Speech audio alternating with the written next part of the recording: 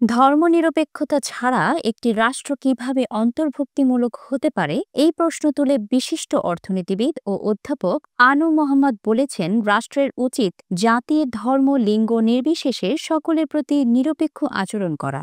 সংবিধান থেকে ধর্মনিরপেক্ষতা শব্দটি বাদ দেওয়ার প্রস্তাবের প্রেক্ষিতে ঢাকা বিশ্ববিদ্যালয়ের মোজাফফর আহমেদ চৌধুরী মিলনায়তনে আয়োজিত সেমিনারে তিনি এই মন্তব্য করেন। স্বৈরতন্ত্র থেকে গণতন্ত্রের পথ, বৈষম্যহীন বাংলাদেশের সন্ধানে শীর্ষক এই সেমিনারের আয়োজন করে গবেষণা জার্নাল সর্বজনকথা, যার সম্পাদক ও অধ্যাপক আনু মোহাম্মদ। সেমিনারের সভাপতিত্বকালে তিনি বলেন, ধর্মনিরপেক্ষ না হলে রাষ্ট্রের অন্তর্ভুক্তিমূলক হওয়ার প্রশ্নই ওঠে না। রাষ্ট্র যদি নিরপেক্ষ না থাকে তাহলে সংখ্যালঘু সম্প্রদায় স্বাভাবিকভাবেই বৈষম্যের শিকার হবে। ১৯৭২ সালের সংবিধানে অন্তর্ভুক্ত ধর্মনিরপেক্ষতার মূলনীতির কথা উল্লেখ করে আনু মোহাম্মদ বলেন, সংবিধানে এই নীতি থাকলেও বিভিন্ন সরকার এই বাস্তবায়নে ব্যর্থ হয়েছে।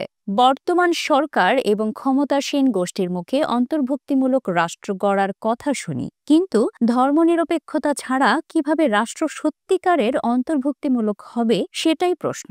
ভারতের প্রসঙ্গ টেনে আনু মোহাম্মদ বলেন, ভারতের সংবিধানের ধর্মনিরপেক্ষ অবস্থান মুসলিম সম্প্রদায়ের জন্য এক গুরুত্বপূর্ণ সুরক্ষা, কিন্তু সেখানে এই নীতি থেকে সরে যাওয়ার চেষ্টা ভারতের সংখ্যালঘুদের নিরাপত্তাহীনতার দিকে ঠেলে দিচ্ছে। একই ঘটনা বাংলাদেশে ঘটতে পারে। গণ অভ্যুত্থানের পর দেশে মতপ্রকাশের স্বাধীনতায় হস্তক্ষেপের অভিযোগ তুলে তিনি বলেন, অন্তর্বর্তী সরকার ও তাদের সহযোগীরা মতপ্রকাশকে বাধাগ্রস্ত করছে। সহিংসতা, হামলা এবং হুমকির ঘটনা ধর্মের নামেও পরিচালিত হচ্ছে, যা গণতান্ত্রিক চেতনার সঙ্গে সামঞ্জস্যপূর্ণ নয়।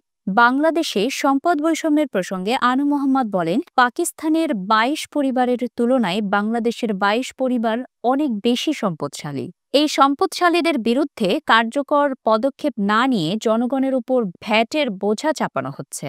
তিনি আরও বলেন, দেশের অর্থনৈতিক বৈষম্যের জন্য বিশ্ব ব্যাংক, IMF ও এডিবির নীতিমালা দায়ী।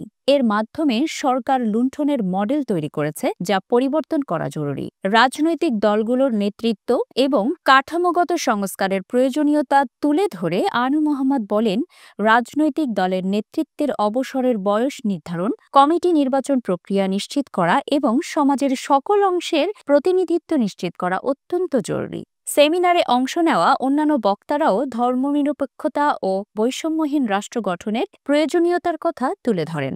দিনব্যাপী এই সেমিনার দেশের বর্তমান রাজনৈতিক ও অর্থনৈতিক প্রেক্ষাপটে গুরুত্বপূর্ণ আলোচনার ক্ষেত্র তৈরি করেছে।